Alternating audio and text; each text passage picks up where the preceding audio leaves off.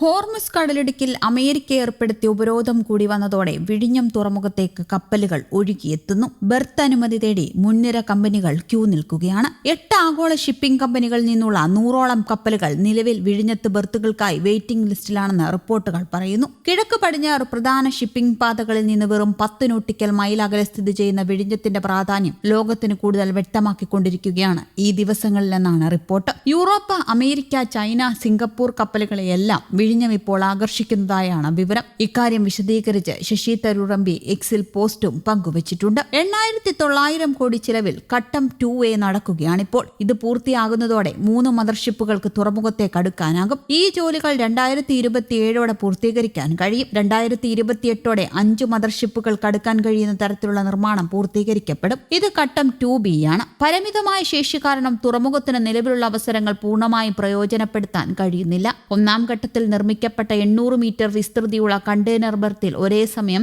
2 മദർഷിപ്പുകളെയോ 4 feeder കപ്പലുകളെയോ മാത്രമേ ഉൾക്കൊള്ളാൻ കഴിയൂ. നിലവിൽ ഈ സ്ഥലത്തിന്റെ ഭൂരിഭാഗവും മെഡിറ്ററേനിയൻ ഷിപ്പിംഗ് കമ്പനി ബുക്ക് ചെയ്തിട്ടുണ്ട്. ഇത് മറ്റ് കപ്പലുകൾക്ക് വളരെ കുറച്ച് സ്ഥലം മാത്രമേ നൽകുന്നുള്ളൂ. ഹോർമുസ് കടലിടുക്ക് പ്രതിസന്ധി ആഗോള ഷിപ്പിംഗ് മേഖലയെ എന്റെ മണ്ഡലത്തിലേക്ക് തിരിച്ചു. തിരുവനന്തപുരത്തെ വിഴിഞ്ഞം തുറമുഖം നിലവിൽ വൻ കുതിച്ചുചാട്ടത്തിന് സാക്ഷ്യം വഹിക്കുകയാണ്. 10 കപ്പലുകൾ ക്യൂവിൽ കാത്തുനിൽക്കുകയാണ്. റെക്കോർഡ് സമയത്തിനുള്ളിൽ 1 ദശലക്ഷം TEU കൈകാര്യം ചെയ്യാൻ വിഴിഞ്ഞത്തിനായി. 2ാം ഘട്ട ജോലികൾ വേഗത്തിൽ പൂർത്തിയായിക്കൊണ്ടിരിക്കുന്നു. തുറമുഖത്തെ യാഥാർത്ഥ്യമാക്കിയ ടെൻഡർ ബിഡ് കൊണ്ടുവരാൻ ഞാൻ ആദ്യമായി ഇടപെട്ട കാലത്ത് ധാരാളം സംശയാലുക്കളും വിമർശകരും ഉണ്ടായിരുന്നു. ഇന്ന് വിഴിഞ്ഞം മാറുകയാണ്. ഹോർമുസ് കടലിടുക്കിൽ തുടർച്ചയായി തടസ്സങ്ങൾ വന്നതോടെ ലോകം പുതിയതും വിശ്വസനീയവുമായ ഒരു കവാടം തിരയുകയാണ്. വിഴിഞ്ഞം ആ തിരച്ചിലിന് ഉത്തരം നൽകുന്ന കാഴ്ചയാണ് കാണുന്നത്. ഇന്ത്യയിലെ ആദ്യത്തെ ആഴക്കടൽ ട്രാൻസ്ഷിപ്മെന്റ് ഹബ്ബ് ഇനിയൊരു പദ്ധതി മാത്രമല്ല, അതൊരു ആഗോള ആവശ്യകതയാണെന്നും അദ്ദേഹം എക്സിൽ കുറിച്ചു. 2026 മാർച്ചിൽ മാത്രം 61 കപ്പലുകൾ കൈകാര്യം ചെയ്തു. ഒരു പുതിയ റെക്കോർഡാണിത്.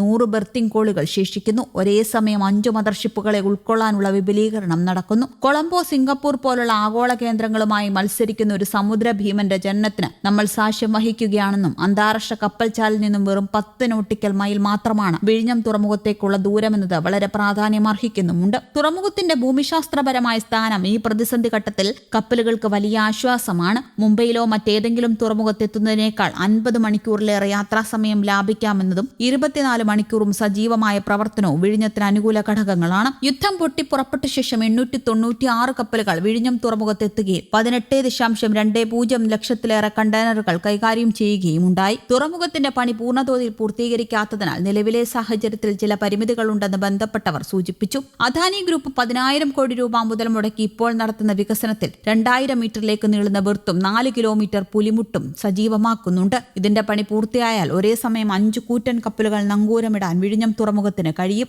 ഭാവിയിൽ ഇന്ധനം നിറയ്ക്കാനുള്ള ലിക്വിഡ് ടെർമിനൽ കൂടി പൂർണ്ണമാകുന്നതോടെ കിഴക്കും പടിഞ്ഞാറും തമ്മിലുള്ള കപ്പൽ ഗതാഗതത്തിന്റെ അഭിവാജ്യ ഘടകമായി വിഴിഞ്ഞം തുറമുഖം മാറും. ഇതുപോലെയുള്ള ആഗോള പ്രതിസന്ധി ഘട്ടങ്ങളിൽ ലോകത്തിന് വിശ്വസിക്കാവുന്ന ഒരു സുരക്ഷിത താവളമായി വിഴിഞ്ഞം മാറിക്കൊണ്ടിരിക്കുന്നു എന്നതിന്റെ തെളിവാണിപ്പോൾ കേരള തീരത്തേക്ക് കടക്കുവാൻ കാത്തുനിൽക്കുന്ന 100ഓളം കപ്പലുകൾ. വിഴിഞ്ഞത്തിന്റെ എല്ലാ ഘട്ടവും പൂർത്തിയാകുന്ന മുറയ്ക്ക് ലോകത്തിന്റെ വിവിധ ഭാഗങ്ങളിലുള്ള വലിയ കമ്പനികളും സംരംഭകരും വൻകിട പദ്ധതികളുമായി എത്തുമെന്നത് മുൻകൂട്ടി കണ്ട് അതിനാവശ്യമായ വ്യവസായ പാർക്കുകളും മറ്റും സ്ഥാപിക്കാൻ ഭൂമി ഏറ്റെടുക്കുന്നതിനാണ് സർക്കാർ ഇനി ഏറ്റവും മുൻഗണന നൽകേണ്ടത്. ഇപ്പോൾ തന്നെ വിഴിഞ്ഞത്തിന്റെ ഗുണം റാഞ്ചാൻ തമിഴ്നാട് സർക്കാർ കന്യാകുമാരി, തിരുനെൽവേലി ജില്ലകളിലായി 2000-ലേറെ ഏക്കർ ഭൂമി ഏറ്റെടുത്തിട്ടുണ്ട്. കേരളം ഇക്കാര്യത്തിൽ ഇപ്പോഴും മെല്ലപ്പോക്കാണ് തുടരുന്നത്. തുറമുഖത്തിന്റെ ഗുണം കേരളത്തിനും കിട്ടാനും ആയിരക്കണക്കിന് തൊഴിലവസരങ്ങൾ സൃഷ്ടിക്കപ്പെടാനും വേണ്ട അടിസ്ഥാന സൗകര്യ വികസനത്തിലാണ് സർക്കാർ അടിയന്തരമായി ശ്രദ്ധിക്കേണ്ടത്. ഇതൊരിക്കൽ നിക്ഷേപകരെ തേടി നമ്മൾ എങ്ങോട്ടും പോകേണ്ടി വരില്ല. അവർ തനിയെ ഇങ്ങോട്ട് വരും. പക്ഷേ വരുന്നവർക്ക് വേണ്ട സൗകര്യങ്ങൾ ലഭ്യമായില്ലെങ്കിൽ അത് നൽകാൻ തയ്യാറാകുന്ന സംസ്ഥാനങ്ങളിലേക്കാവും അവർ പോകുക എന്നതും മറക്കരുത്.